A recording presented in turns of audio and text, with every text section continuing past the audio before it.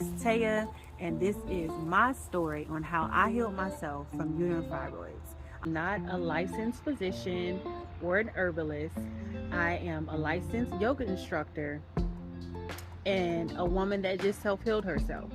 So let's get into it.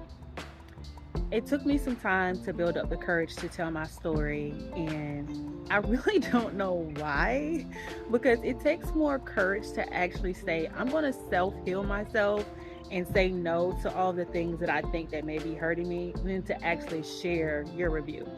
But that's neither here or there. Ever since I started my menstrual cycle, I have always had heavy mints and just the typical PMS symptoms. Anything about it because everyone around me also had these same issues. Now, we're talking a milligram Motrin every day of your cycle because without it, you cannot function. I think that's very severe if you ask me.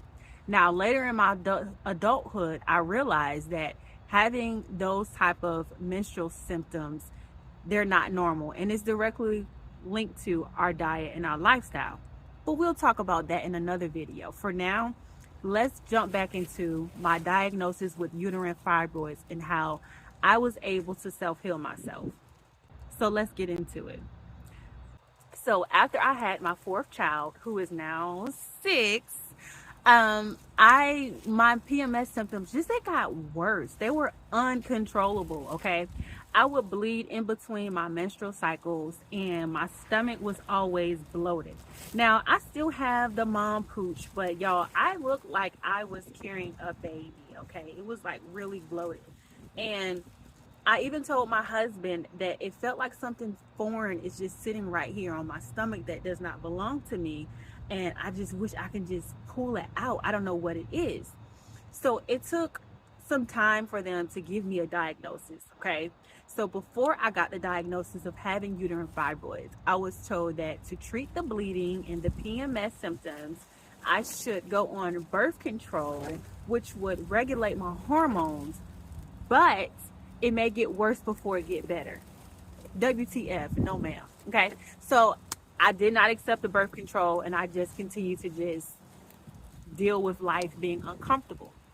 Eventually, I got a diagnosis of having uterine fibroids, and I was told that there was nothing that they can do to treat them, and that it would automatically correct itself. The body would self-heal through menopause. Now, I do agree with my physician that the body can correct itself and it can self-heal. But if you do nothing, nothing happens. You have to do something, okay? So you mean to tell me, at the time, I wasn't even 30. I was in my early, mid-20s. I have to go the rest of my 20s, my 30s, my 40s, and my 50s-ish until I could have my life back again. Now, here are just some of the symptoms that I had with my fibroids. I had heavy menstrual cycle, bleeding all the time, bloating, pelvic pain, painful intercourse. I was insecure because the clothes that I wore would have to be comfortable because, come on now, who wants to wear some tight jeans and you got this gut and then your muffin top hanging over it? No ma'am, okay? So I didn't want to have sex, so you can imagine how that affected my relationship with my husband. So I put a band-aid on the situation to begin with, okay? And I found some herbs from the local herb shop that I could take as a capsule. And the main ingredient in it was, I want to say, red raspberry. And it helped, okay?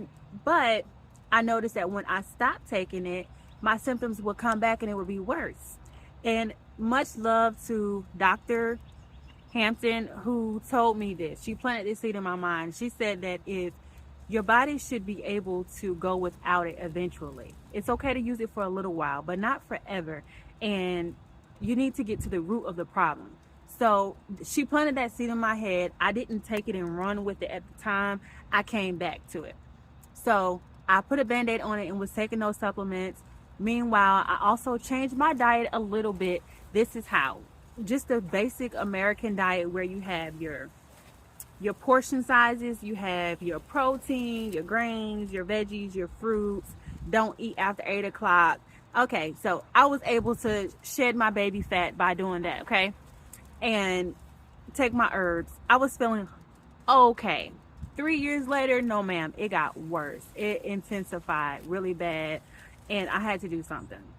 So, so after that, I decided that I needed to do something else, and I met Dr. Bennett, who is also a holistic physician, and she put me on the anti-inflammatory diet, and that helped.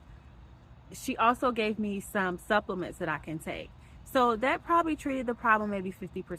Okay. Changing it to the anti inflammatory diet. But I did that for about 30 days. After that, I said, you know what? I have to step it up. I have to incorporate something new in my lifestyle to help treat this. So I discovered Queen of Fua, Heal Woman Heal Thyself. I believe that's the name of the title. And her book also talked about healing from a holistic perspective and using food as your medicine, like Dr. Bennett told me. Food can be your medicine. So, and y'all look how the wind is blowing. Mother Nature's agreeing with me. Food can be your medicine. So, but she also talked about the psychological, the emotional trauma, the mental aspect that's connected to healing, because usually, I want to say almost 100%, when you have a physical ailment, there is a emotional issue that occurred before the physical manifests in your body. So I got serious with my childhood trauma, with my teenage trauma, with my young adult trauma, with my insecurities, and I did some different self groups, and I took some different courses and some self-help books, and really got serious with cleaning up my shit mentally. So, recap. I'm now on the anti-inflammatory diet, and now I am introduced to Queen of Fool, Heal My Woman, Heal Thyself. So I'm doing some emotional work, shadow work. And then I began to do the vegan diet. So no more meat. Okay. That helped. Then I started doing acupuncture with Dr. Hampton. From there, I was like almost there, y'all. I was almost there, but I needed to incorporate two more things. Um, I found a specific herb for fibroids, and I began taking that, and I also began steaming with those herbs. Okay, doing yoni steams and yoga. So with the combination of the vegan diet, specifically the alkaline vegan diet, taking herbs, drinking them and steaming with them, acupuncture, and my emotional trauma, I was able to self-heal myself from uterine fibroids. So many women suffer from uterine fibroids. Just that alone. I spoke to older women older than me who also had a similar story, but their outcome was different. They listened to their physician, and when they got 50 and when it was time for menopause, their fibroids got so large that they had to get a whole hysterectomy. No, ma'am. No, ma'am.